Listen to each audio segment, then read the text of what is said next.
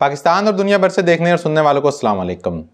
3-4 रोज से मेरी तबीयत काफ़ी ज़्यादा ख़राब थी, जिस वजह से मैं वीडियो नहीं कर सका। मगर मेरी कोशिश रही कि आपको कुछ ना कुछ टच रखा जाए यूट्यूब के ऊपर, और मैंने कोशिश की कि वो वीडियोज़ जैसे शेर अफजल मरवत साहब हैं या PTI के वकला हैं, जिन वीडियोज़ को, जिन खबरों को हमारा मीडिया जो है वो रिपोर्ट नहीं कर रहा, वो नहीं दिखाता, वो मैं अपने YouTube चैनल के ऊपर आपको दिखाऊं। तो मैंने कोशिश की हर मुमकिन के ऐसी चीज़ें ढूंढ कर वो मैं आपके साथ शेयर करूं, आपको अपने YouTube चैनल के ऊपर दिखाऊं जो मीडिया हमें नहीं दिखा रहा। और ये कोशिश इंशाल्लाह आइंदा दिनों में भी जारी रहेगी। कुछ तबीयत बेहतर हुई तो आज मैंने सोचा कि एक वीडियो भी की जाए।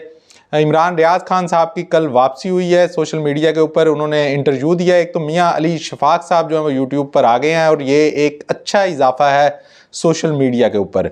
और इसके अलावा आप जानते हैं कि दीगर भी बहुत सारे जो एंकर्स हैं वो भी सोशल मीडिया का रुख कर रहे हैं। उसकी वजह यह है कि मीडिया पिछले 1.5-2 साल में जिस तरह से एक्सपोज हुआ है और उन्होंने अपनी वक़्त खो दी है। अब हर कोई जानता है कि मीडिया को कहां से हैंडल किया जाता है, तो इस वजह से लोग जो हैं वो सोशल मीडिया की तरफ आ रहे हैं। और सोशल मीडिया के ऊपर फिर इन एंकर्स की भी मजबूरी बन गई है कि आपको नहीं पता, आपका फ्यूचर सेफ नहीं है, कब आपको नौकरी से निकाल दिया जाएगा। तो इस वजह से अगर सोशल मीडिया के ऊपर आप जानते हैं कि बहुत सारे एंकर पर्सन हैं जिनको नौकरियों से निकाला गया, मगर उनके यूट्यूब चैनल चल रहे हैं, वो अपने सोशल मीडिया से वर्क कर रहे हैं और वहां से वो इतनी आमदन भी कमा लेते हैं जितनी तनख्वाह उनको कोई चैनल अदा करता था। तो इस वजह से अब दोनों जानिब के ही जो सहाफ़ी हैं, चाहे वो आप इस तरह देख लें कि PTI को सपोर्ट करने वाले हैं या फिर वो PTI के मुखालिफ हैं, तो हर तरह के सहाफ़ी जो हैं वो आहिस्ता आहिस्ता यूट्यूब की तरफ रुख कर रहे हैं।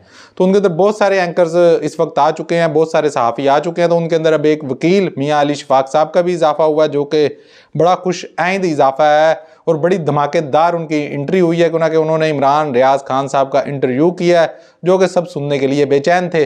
तो उस पर भी मुख्तसर बात करेंगे। और इमरान रियाज खान साहब ने ऐसी बात पहले ही अपने इंटरव्यू में कर दी जो बड़े बड़े सहाफ़ी जो इतने अरसे से चैनलों के ऊपर बैठे भी नौकरियां कर रहे हैं और यूट्यूब भी चला रहे हैं, वो भी नहीं कर सके। तो उन्होंने पहले ही अपने इंटरव्यू में ऐसी बात कर दी। इसके अलावा इमरान रियाज खान साहब का ओन चौधरी के साथ एक मामला जो है वो भी जेर बहस आ रहा है, वो भी मैं आपके सामने रखूंगा। परवेज खटक की भी जियो के प्रोग्राम के अंदर जो सुबकी का उनको सामना करना पड़ा ना, वो भी ज़रा सूरत हाल आपके सामने रखूंगा।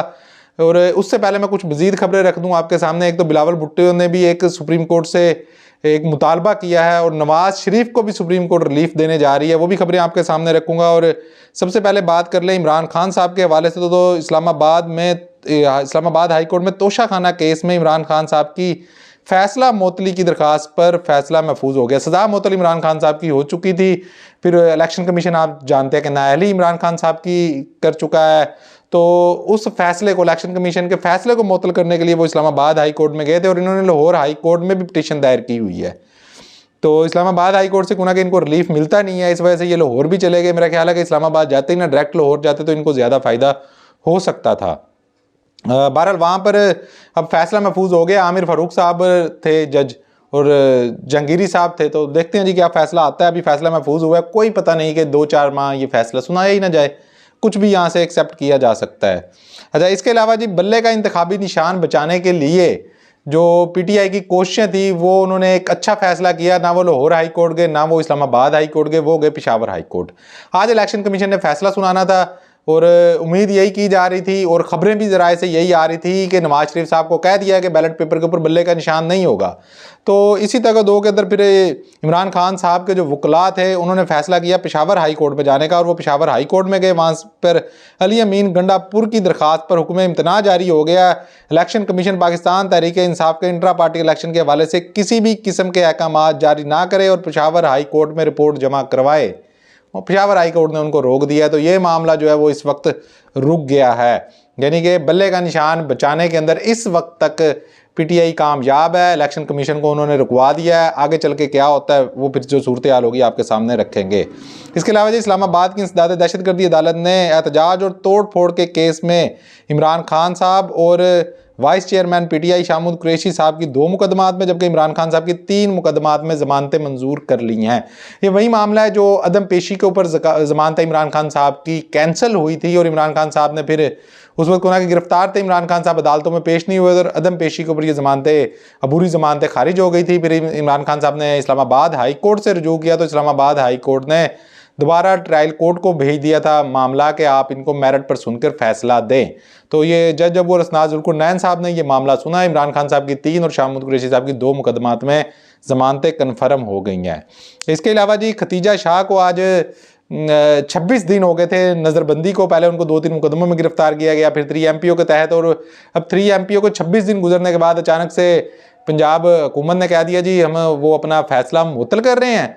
और साथ ही उन्होंने जी कोयटा के जो मामला था उनका, कोयटा के अंदर कोई उनके ऊपर केस डालकर और कोयटा की पुलिस के हवाले कर दिया खतीजा शाह साहबा को।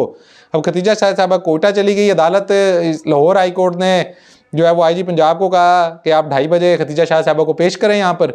तो जो वहाँ के IG साहब हैं उन्होंने जाकर जी एक रिपोर्ट जमा करवा दी जी। वो तो 2 रोज़ का उनका राहदारी रिमांड मंजूर हो गया है ETC अदालत से, और वो तो कोयटा चली गई। अल्लाह खैर सलाह होती रहे। तो हीन अदालत पहले चौधरी परवेज़ इलाही वाले मामले में क्या हुआ और पहले क्या हुआ। दूसरी जानिब 16 जनवरी की जो जज साहब हैं इस्लामाबाद हाई कोर्ट के सत्तार साहब, उन्होंने जो शानदाना गुलजार साहबा और शहरियार अफरीदी साहब वाला मामला था उसके अंदर उन्होंने मुतलका जो डिप्टी कमिश्नर थे इस्लामाबाद के, उनको और दीगर जो पुलिस अफसरान थे उनको 16 जनवरी तक अपना जवाब जमा करवाने की आखिरी तारीख दे दी। और उसके बाद उन्होंने कहा डे टू डे ये मामला चलेगा। देखते हैं इस्लामाबाद हाई कोर्ट कुछ करती है या नहीं करती। लाहौर हाई कोर्ट में तो बहरहाल कुछ नहीं किया। तो इन अदालत के नोटिस भी लिए चौधरी परवेज़ इलाही वाले केस के अंदर। IG इस्लामाबाद को भी तो इन अदालत का नोटिस हुआ, मगर उसको मंतकी अंजाम तक वो नहीं पहुँचा सके। अच्छा, इसके अलावा जी सुप्रीम कोर्ट में ताहयात नाअहली के मामले के ऊपर अदालती फैसला और इलेक्शन एक्ट की तरमीम में तजाद पर नोटिस लिया है। सुप्रीम कोर्ट ने अटार्नी जनरल और तमाम सूबाई एडवोकेट जनरल को नोटिस जारी कर दिया। ताहयात नाअहली की मुद्दत के तयन के मामले को लार्जर बेंच के सामने मुकर्रर करने के लिए जजेस कमेटी को भिजवा दिया गया है।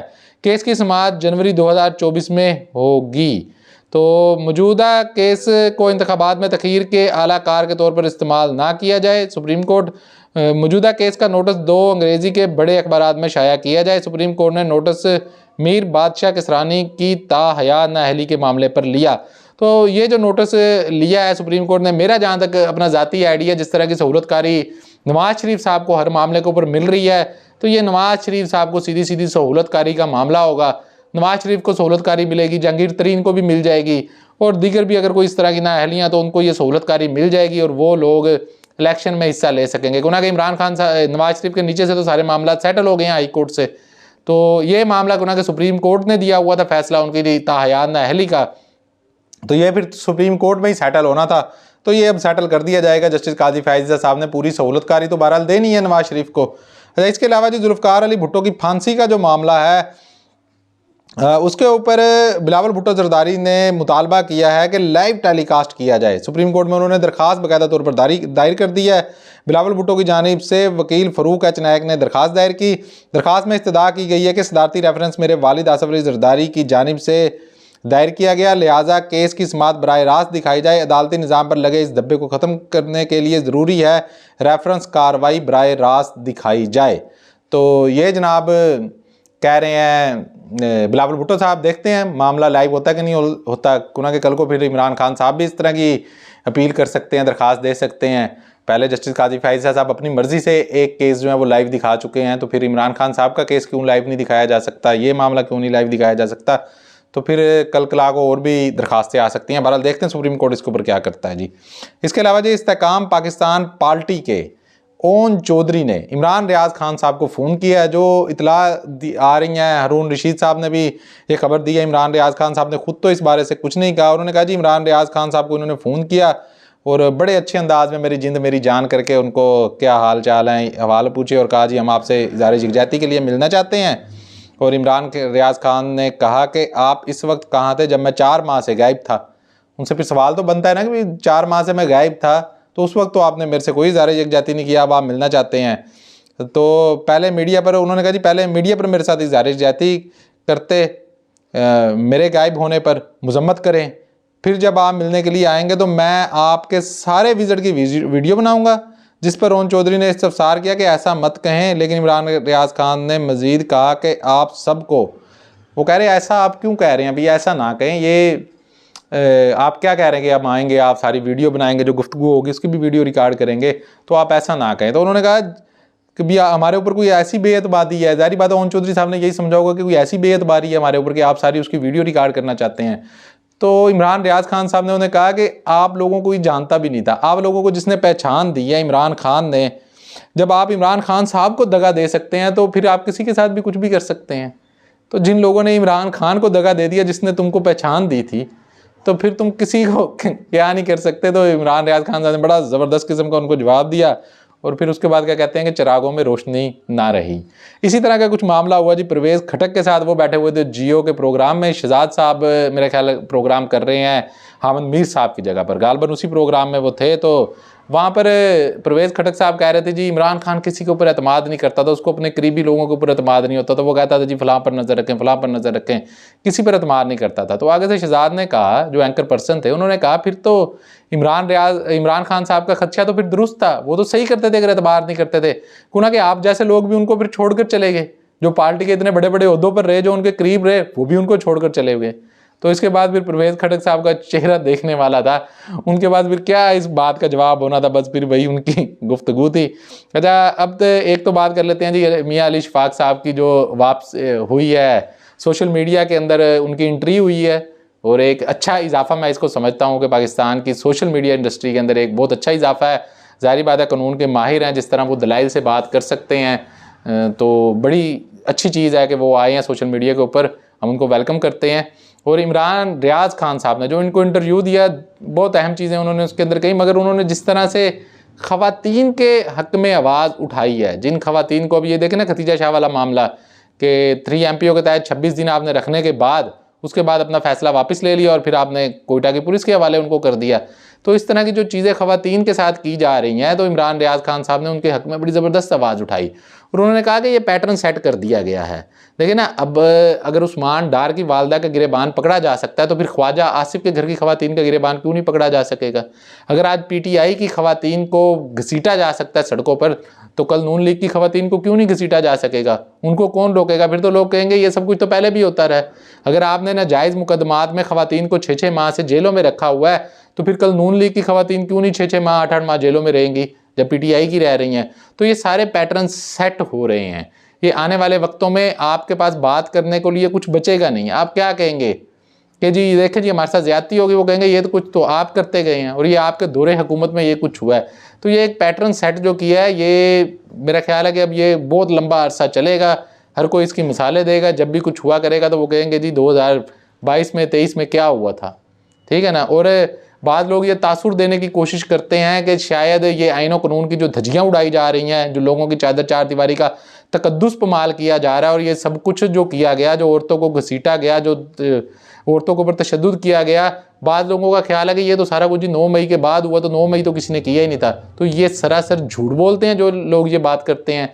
ये 22 मई 2022 से, यानी कि मई 2022, और गालबन उस दिन 22 तारीख ही थी मई की, जिस दिन इमरान खान साहब ने लॉन्ग मार्च का ऐलान किया था। उस दिन से इन लोगों ने लोगों के घरों के अंदर हमले शुरू किए थे। ये 9 मई 2023 नहीं, ये 22 मई 2022 का वाक़या था। उस वक्त इन्होंने लोगों के चादर चार दीवारी का तकद्दुस पमाल करना शुरू किया, लोगों के दरवाजे तोड़कर उनको घरों में दाखिल हुए, ख़वातीन की गाड़ियों के ऊपर इन्होंने जिस तरह से तशद्दुद किया, आपने यास्मीन राशिद साहबा की अब ये आपको वीडियो याद होगी। तो ये सारा कुछ उस वक्त शुरू हो गया था, ये उस वक्त से शुरू है, ये अब से शुरू नहीं है, ये 9 मई के बाद शुरू नहीं हुआ, ये 22 मई 2022 से शुरू हो चुका है। तो ये जो मिसालें देते हैं ना कि 9 मई के बाद ये हुआ, 9 मई पहले कभी नहीं हुआ था, ये झूठ बोलते हैं आपसे, ठीक है ना। ये सारा प्रोपेगेंडा है, ये पहले से शुरू था, पहले से ये लोगों की चादर चार दीवारी का तकद्दुस पमाल कर रहे थे, जिसका सिलसिला अब तक जारी है। मगर सलाम है पाकिस्तानियों को, वो डटे हुए हैं। आपने देखा शेर अफजल मरवत साहब, खासतौर खैबर पख्तूनख्वा से जिस तरह लोग निकल रहे हैं, वो तो किसी के काबू में नहीं है। इसी वजह से मुझे लग रहा है कि हो सकता है कि इनको इलेक्शन जो है वो आगे लेकर जाने पड़े। भी अभी तक इमरान खान साहब को काबू करना नामुमकिन हो चुका है। अच्छा, कल बहुत अच्छा एक PTI के लिए ये भी हुआ कि फिर कल लाहौर और कराची में, और फिर शेर अफजल मरवत की गैर मौजूदगी में, यानी कि सिर्फ शेर अफजल मरवत ही नहीं, एबटाबाद के अंदर एक बहुत बड़ा जो है वहाँ पर वर्कर्स कन्वेंशन हुआ, वो भी बहुत बड़ा वर्कर्स कन्वेंशन था। और लाहौर के अंदर और कराची के अंदर बड़ी तादाद में नौजवान निकले और उन्होंने बाइक रैलीज निकाली PTI के झंडे लेकर। तो अब मेरा ख्याल है कि जिस तरह इलेक्शन करीब आ रहा है, ये खौफ के बुत मजीद टूटेंगे, सिर्फ खैबर पख्तूनख्वा में ही नहीं बल्कि अब ये पंजाब और सिंध में भी टूटना शुरू हो गए हैं। और अनकरीब हम देखेंगे शेर अफजल मरवत साहब का प्लान भी आया हुआ बलूचिस्तान का, तो बलूचिस्तान के अंदर भी ये मामला दफन होंगे। शेर अफजल मरवत साहब 2 दिन जो है वो बड़ी मुश्किलों में रहे, उन्होंने छुप छुपा कर जिस तरह भी वर्कर्स कन्वेंशन किए, आज वो इस्लामाबाद हाई कोर्ट के अंदर पेश हुए और वहाँ से उनको रिलीफ मिल चुका होगा। या अभी वैसे कोई खबर मेरे पास अथेंटिक तो नहीं आई, मगर उनकी कोई गिरफ्तारी नहीं हुई, मीडिया से उन्होंने गुफ्तगू भी की है, वो भी इंशाल्लाह मैं अपने यूट्यूब चैनल के ऊपर अपलोड कर दूंगा और आप देख सकेंगे वो वीडियो भी। और उन्होंने वहाँ पर गुफ्तगू भी की है, यकीनन उनको रिलीफ मिल जाएगा। वकील हैं, साबिक जज भी हैं, तो उनको रिलीफ मिलना ही है, कोई गैर कानूनी गैर आईनी उन्होंने काम किया नहीं है। मिलते हैं इंशाल्लाह अगली वीडियो में, अपना ख्याल रखिएगा, अल्लाह हाफिज़।